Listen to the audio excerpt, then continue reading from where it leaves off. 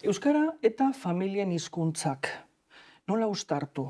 Hasteko esan behar dugu, jakina dena, ez direla etsaiak inondik inora, ez dira kontrajarriak. Batak ez dio besteari lekua kenduko, noski. Begira, garrantzitsua da familiek jarraitzea etxeko hizkuntzan umeekin hitz egiten, etxeko hizkuntza umeei irakasten jarraitzea oso garrantzitsua da. Batzutan gertatzen da familiak etortzen direla txerritik adin bat daukaten umeekin, eta ume horiek hemen ikasi behar dute euskeraz, batzutan gaztelaniaz ere bai, eta familiek pentsatzen dute hobe dela haien hizkuntza hitz egiteari ustea, eta hemen ikasi duten apur horrekin moldatzea umeekin. Baina adituek esaten dute, eta intuizioak ere esaten digu, ez dela egokia, ezta? Umeak 7-11 urteko ume horrek hemengo hizkuntza edo hizkuntzak ikasten dituen bitartean jarraitu behar du, komunikatzen jarraitu behar du pentsatzen. Eta etxeko hizkuntza da horretarako tresna osoa, sofistikatua, nabardurak dauzkana. Gero joango da ikasten eta ikasiko duena ere izango da osoa, baina momentuz etxeko hizkuntza da tresna pentsatzeko, ez? Eta garapen kognitiborako beharrezkoa da, ez? Orduan, ikaskuntzarako beharrezkoa da etxeko hizkuntza, eta mantendu behar da hori, ez? Gainera begira, bigarren hizkuntzak ikasteko, lehenengo hizkuntza ondo bermatuta egon behar da. Hortik egiten dira transferentziak ikasten diren hurrengo hizkuntzetarako, ezta? Eta adibidez, umeak baldin badaki idazten edo irakurtzen etxeko hizkuntzan, berehala ikasiko du idazten eta irakurtzen beste hizkuntzetan. Baldin badaki kontaketa bat egiten etxeko hizkuntzan edo testu bat antolatzen lehenengo hizkuntzan, hori guztia transferituko da hurrengo hizkuntzetara, ikasiko dituen hurrengo hizkuntzetara. Bestalde, badago beste arrazoi bat, eta da, identitatearen partea dela, familiaren hizkuntza. Nor zaren, zu nor zaren horretan ere badago, familiaren hizkuntza, eta autoestimarekin ere lotura dauka, ez? Familiarentzat bada baliabide bat, badakigu ume batzuk egiten dutela zubilana, familia eta gizarte berriaren artean, baina horretarako familiaren hizkuntza mantendu behar dute. Behar dute hizkuntza hori jatorrizko herrialdean gelditu diren senideekin hitz egin ahal izateko, amonarekin hitz egin ahal izateko, oporretan itzultzen direnean jatorrizko komunitatearekin hitz egin ahal izateko, ezta?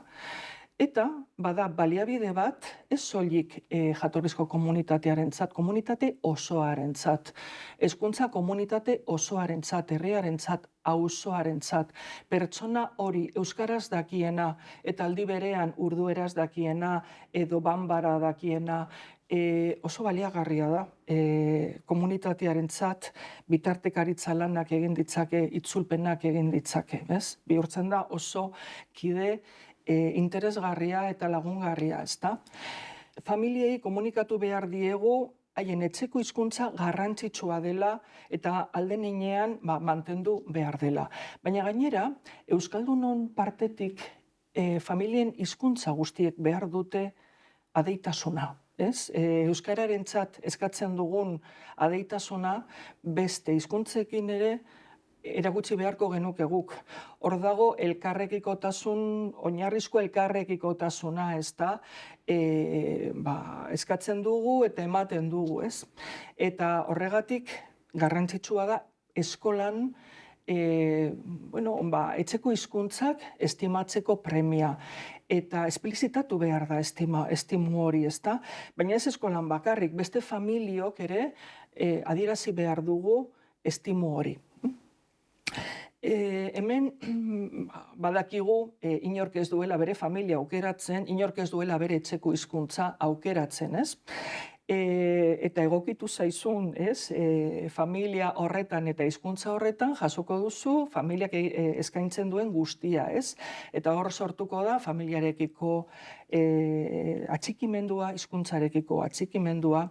Familien hizkuntza guztiek merezi dute estimua. Txikiek, handiek, ofizialek, gutxituek, hurbilek, urrundik datozenek, ezta? Arabiera, punjabiera, tamaziga, bambara, kitxoa, portugesa, katalana, gaztelania. Gaztelania ere bai, gaztelaniak ere behar du estimua. Begira, gaztelaniari buruz pare bat hitz esango dut. Hego Euskal Herrian dakigunez, euskaltzaleok sentitzen dugu batzutan gaztelania kompetentzian euskararekin eta sentitzen dugu gaztelaniak kentzen diola lekua euskarari. Eta horrek ere sentimendu batzuk sortzen dizkigu. Baina esaten dugunean familien hizkuntza guztiak estimatu behar ditugula, gure ikasle guztien hizkuntzak estimatu behar ditugula, gaztelania da ikasle askoren etxeko hizkuntza. Hori ez dugu begiristatik galdu behar, ezta?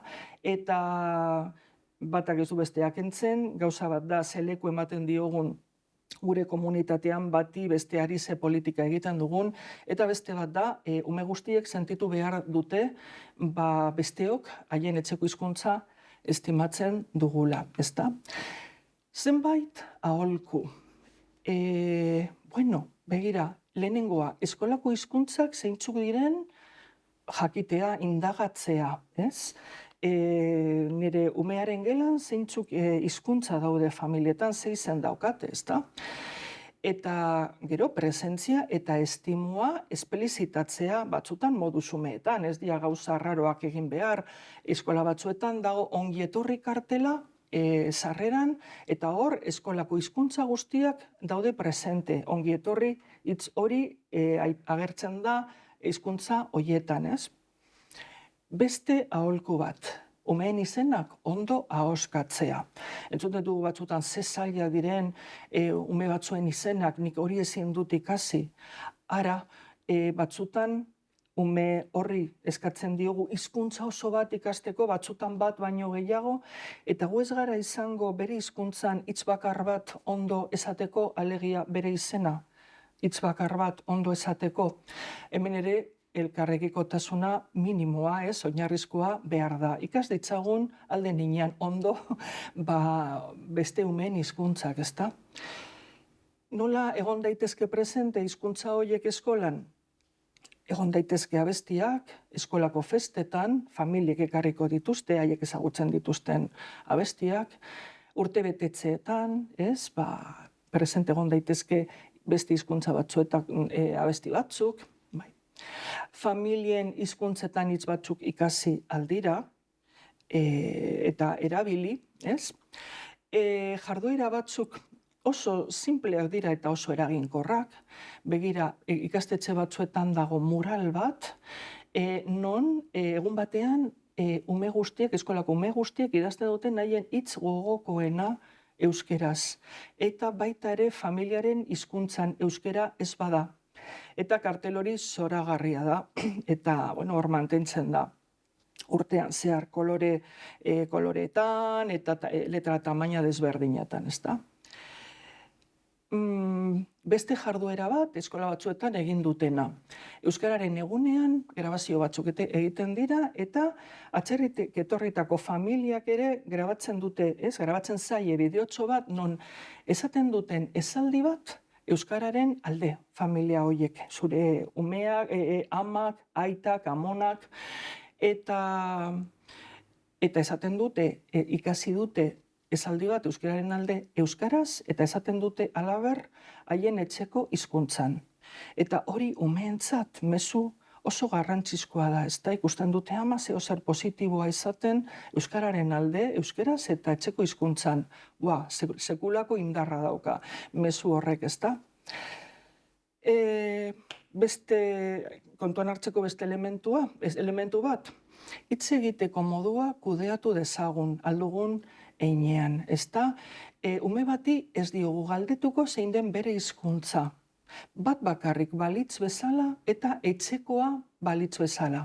Zergatik, euskara ere bada bere hizkuntza.